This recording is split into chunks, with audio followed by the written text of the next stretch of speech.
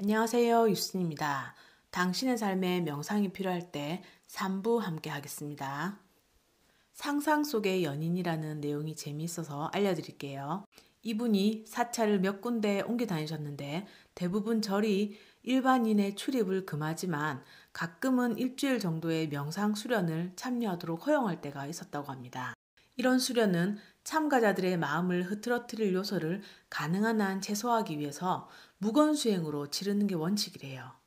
오랜 세월 명상 수련을 일반인에게 공개하면서 스님들은 매번 되풀이되는 것으로 보이는 행동 방식을 하나 알아차리게 되었다고 합니다.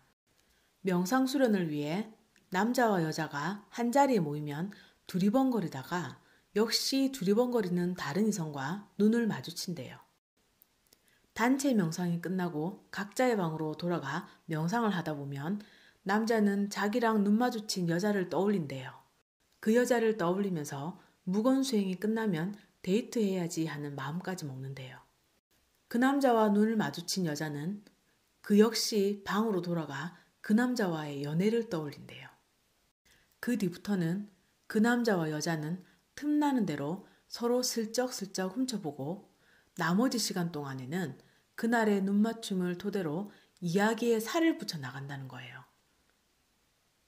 일주일이 끝날 즈음 어떤 커플은 생각이 꼬리에 꼬리를 물고 이어져 마음속으로 이미 데이트도 하고 결혼도 하고 신혼여행도 갔다 오고 아기도 낳고 은퇴하면 어디서 살지도 다 따져본 상태가 된다고 합니다. 심지어 상상 속에서 이혼까지 해버리는 경우도 생긴대요. 상대방과 말 한마디 나눠보지 않은 상태여서 말이죠. 이 사례로 우리가 마음속에서 얼마나 쉽게 온갖 사소한 이야기, 드라마, 희망과 두려움에 빠져드는지를 여실히 보여줍니다. 가상의 이야기에 그렇게 쉽게 빠져드는 이유는 우리가 무엇이든 행하고 무엇에든 관여하는 일에 너무 익숙해서 그냥 가만히 앉아 마음을 지켜보는 일을 지루하게 느낄 수 있기 때문이래요. 그저 그런 평범한 생각만 떠오를 때 특히 그러한 경향을 보인다고 합니다. 우리는 상황을 재미있게 만들기 위해 그래서 그 지루함에서 벗어나고자 스토리를 지어낸다는 겁니다. 이 책에 일상에서 알아차림에 관한 일화 중 한 가지를 이야기해 드릴게요. 한 남자가 명상 클리닉을 찾아왔습니다. 세상과의 단절감이 갈수록 커지고 업무에 대한 강박증이 커져 가족들의 불만도 커진 상태라는 거죠. 얼마 전에는 아이에게서 아빠가 곁에 있을 때조차도 마음은 다른 데 가 있는 것 같다는 말을 들었다는 겁니다. 마음을 가라앉힐 수 있도록 매일 10분을 할애해 명상하기를 권했더니 처음에는 반박을 하더래요. 지금 가족을 위한 시간도 내기가 어려운 판에 어떻게 자기만을 위한 시간을 그렇게 더 내라는 거냐고요. 그래서 저자분이 이렇게 이야기하셨대요. 당신이 이제 해야 할 일은 마음을 훈련하는 거예요. 가족과 함께하는 시간에 실제로 거기에 있기 위해서요. 항상 당신의 생각에만 사로잡혀 있다면 어떻게 가족과 유대감이 쌓이고 행복해질 수 있겠어요. 마음 훈련은 가족에게서 무언가를 빼앗는 게 아니라 오히려 가족에게 무언가를 선물하는 겁니다. 가족에게 더 좋은 남편, 더 좋은 아빠, 실제로 곁에 있어주는 사람을 선물하는 거란 말이에요. 라고. 고작 일주일 정도 만에 그 남자는 가족과 친밀한 유대감을 직접 체험하게 됐습니다. 셋째 주에 접어들었을 땐 그에게 걷기 명상을 가르쳐 주었대요. 밖에서 평소와 같은 속도로 돌아다니는 동안 마음을 챙기도록 도와주는 걷기 기법이었습니다. 마음 챙김과 마음 훈련이 눈을 감고 행하는 좌선에 국한되지 않는다는 것을 알 수 있습니다. 클리닉 주변을 두세 번 함께 걸으며 걷기 명상에 대해 설명한 후 그 남자에게 혼자서 잠시 걷기 명상을 해보게 권했대요. 10분 정도 걸어 다닌 후 돌아온 그가 말했습니다. 요 근방에서 15년을 살았어요. 그 거리를 거의 매일 걸어 다녔죠. 하지만 오늘에서야 비로소 그 거리를 진짜로 보았어요. 정말 처음입니다. 오늘 처음 건물의 색깔도 보고 도로 위의 차들도 보고 꽃향기도 맡고 새들이 지저귀는 소리도 들었어요. 도대체 나는 지금까지 어디서 살았던 걸까요? 이런 식으로 살아가는 사람이 얼마나 많을까요?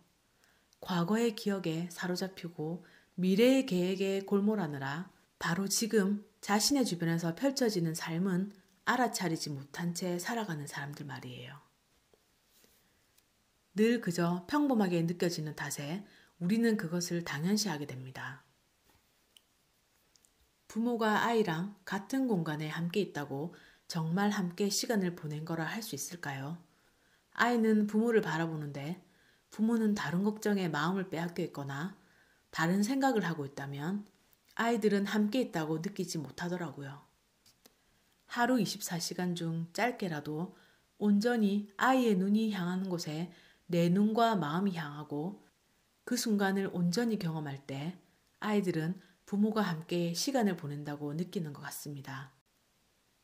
일상적인 행위 안에서 마음을 챙긴다는 것, 지금 이 순간에 존재한다는 것, 알아차린다는 것의 의미입니다.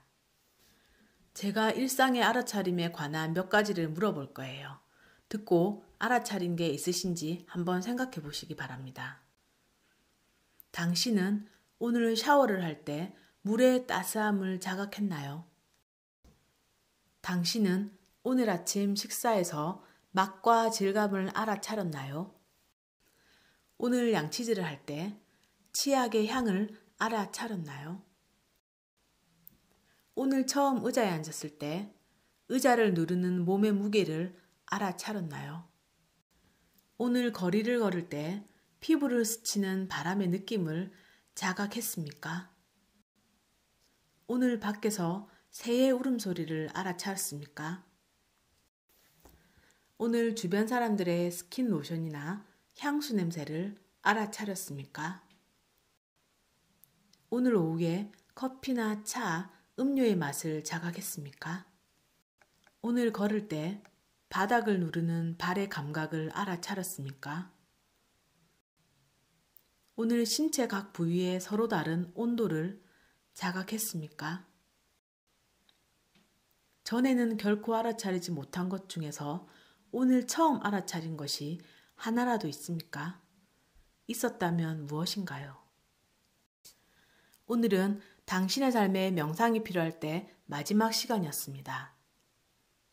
명상이라는 주제가 단조롭고 따분한 느낌이라 책이 재미없을 거란 편견이 있었습니다. 근데 일단 외국 작가분들의 책들은 번역이 어떠하냐에 따라 책 읽는 진도가 차이가 많이 나더라고요, 저는. 그런 의미에서 이 책은 책이 흥미롭고 재미있게 전개되어 명상을 좀 더 가깝게 생각하는 계기가 됐습니다. 여러분도 막연히 명상 한번 해볼까 하는 생각이 드신다면 한번 보시길 추천드립니다. 여러분, 오늘도 감사했습니다.